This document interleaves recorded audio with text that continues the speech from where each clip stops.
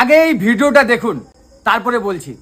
1 September থেকে রাস্তাতে যদি থুতু ফেলেন তাহলে 100 টাকা দেবেন, থুতুও ফেলবেন আর 100 টাকাটা বার করে দিয়ে দেবেন। আর যদি রাস্তায় পেচ্ছাপ করেন তাহলে 200 টাকা দেবেন। আর যদি প্লাস্টিক ইউজ করেন তাহলেও 200 টাকা দেবেন। তো আপাতত এইটা আমরা মোটামুটি প্ল্যান করেছি, এটা আমরা মোটামুটি একটা ডিসাইড করেছি।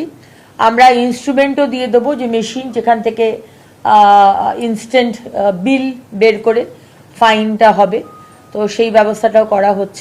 এই ভিডিওর কথা যিনি বলছেন তিনি হচ্ছেন অগ্নিমিত্রা পাল, তিনি হচ্ছেন ডিপটি সিএম আমাদের পশ্চিমবঙ্গ রাজ্যের।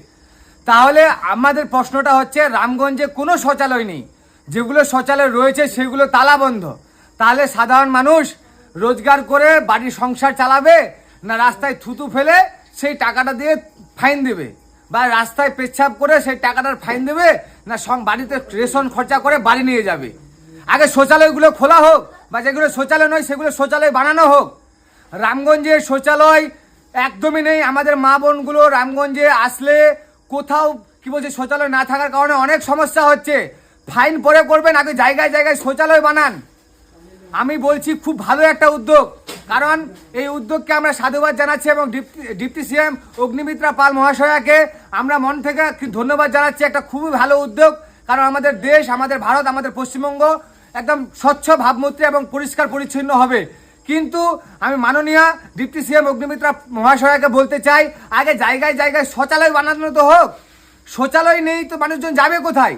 তাহলে তো বাধ্য মানে রাস্তায় করতে হচ্ছে, মানুষের থুতু ফেলতে হচ্ছে, রাস্তায় কি বলছে পেচ্ছাপ করতে হচ্ছে। শৌচালয় বানানো হোক এবং রাস্তায় অনেকগুলো ডাস্টবিন দেওয়া হোক, বা কোনো একটা ব্যবস্থা করা হোক যেখানে মানুষ থুতু ফেলবে, বা শৌচালয় বানানো হোক। বানানো হলে সেগুলো খোলানো হোক, যাতে মানুষজন সেখানে পেচ্ছাপ করতে পারে বা সেখানে থুতু ফেলতে পারে।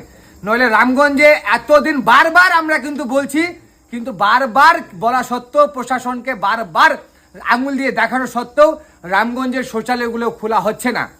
কবে চোখ খুলবে প্রশাসনের?